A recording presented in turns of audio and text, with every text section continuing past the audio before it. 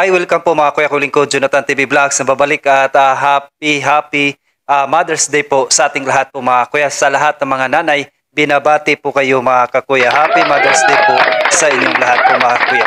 So ang topic natin for today po mga kuya, ano ba ang ibig sabihin ng kumpel o confirmation po mga kakuya? So sa nakalipas na ating mga episode po mga kuya, ating tinatopic ang mga pagtututol sa binyag or ano ba ibig sabihin ng binyag po mga kuya. So dito naman, ito po ay 7 sacraments, isa-isahin natin po mga kuya. Ang topic na ito ay pasok sa 7 sacraments, ito ay tinatawag na kumpel o confirmation. Ang sagot po mga kakuya, confirmation is the sacraments is which through the prayer of the anointing of the forehead with charism by the minister. The Holy Spirit is communicated to the baptized person to make him here a strong and perfect Christians and the shoulder of Jesus Christ. Ibig sabihin, ang kumpel ay isang sakramento kung saan sa pamagitan ng pagdarasal at pagpahid ng langis ng ministro sa noo, ang Espiritu Santo ay na matanggap sa taong nabautismuhan na upang maging matatag at ganap na Kristiyano at sundalo ni Hesukristo po mga kakuya. Ang etimolohiya o pinagmulan ng salitang kumpel ay ang Latin ng salitang confirmari, no, na nangahulugan ng patibayin. Ang sakramentong kumpel ay isa sa mga 3 sakramento ng pasimulan o Kristiyanong pasimulan. Ito ay tinatawag na Christian initiation. No, ang binyag, kumpel at Eucharistia, ito'y tinatawag na komunyon po mga kakuya.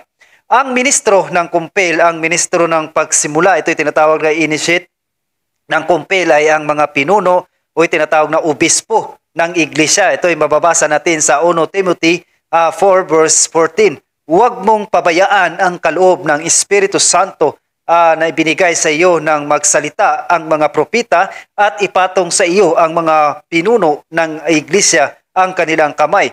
Ang kumpil ay ang paraan upang matanggap ng isang Kristiyano ang Espiritu Santo.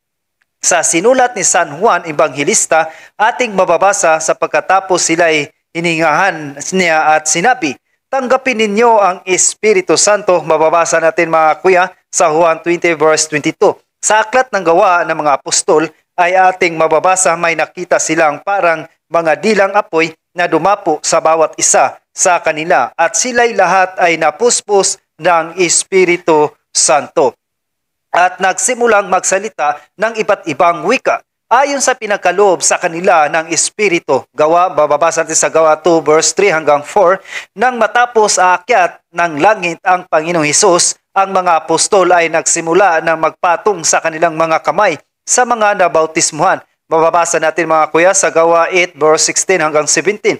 Sinabi rito, sapagkat hindi pa ito bumababa sa kaninuman sa kanila. Sila'y mabautismuhan pa lamang sa pangalan ng Panginoong Hesus. Ipatong nina Pedro at Juan ang kanilang mga kamay sa mga Samaritano at tumanggap ng mga ito ng Espiritu Santo. Mababasa rin sa Gawa 19 verse 6, nang ipatong ni Pablo ang kanyang kamay sa kanila, bumaba sa kanila ang Espiritu Santo at sila'y nagsalita ng iba't ibang wika at nagpahayag ng mensahe mula sa Diyos. Mababasa rin sa 1 Timothy 4 verse 14, huwag mong pabayaan ang kaloob ng Espiritu Santo na ibinigay sa iyo ng magsalita ang mga propita at ipatong sa iyo ang mga pinuno ng iglesia ang kanilang mga kamay.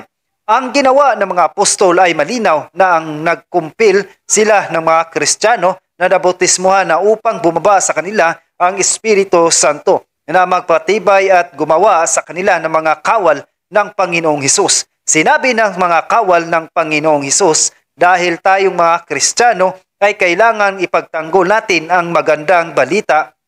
Mababasa natin sa Pilipos 1 verse 16, at ating panindigan ang ating pananampalataya. Mababasa rin sa Judas 1 verse 3 po mga kakuya. So malinaw po mga kuya, ito yung part 1 natin po mga kuya, no? Kasi ang idudugtong nating part 2 dito ay ang bautismo ng Espiritu Santo. Ano bang ibig sabihin nito? So dito, sa part 1 natin po mga kuya, ipaliwanag natin kung ano bang ibig sabihin ng kumpel o confirmation. Malinaw po mga kuya na mula sa binyag at sa Kristiyano, sa mga Catholic Church, binyagan muna at bago ang kumpil po mga kuya.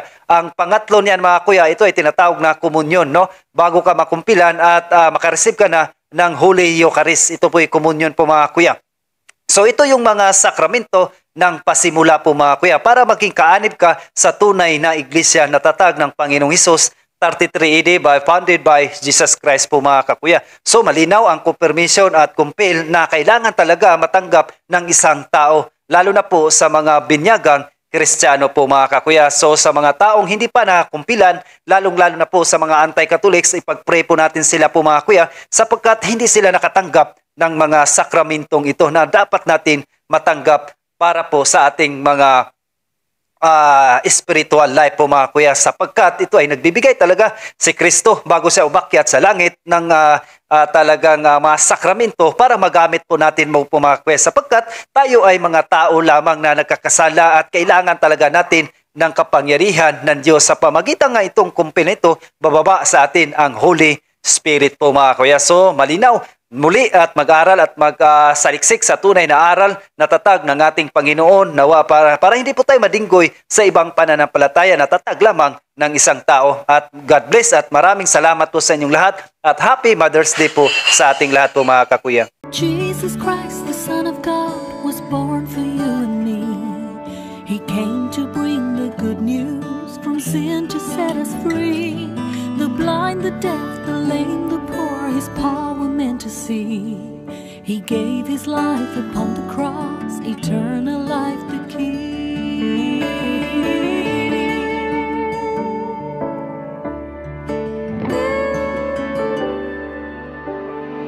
He broke bread and shed wine before His agony. We share the body and the blood in His memory. To make His message known is our responsibility. So here we are to pledge our lives to the Lord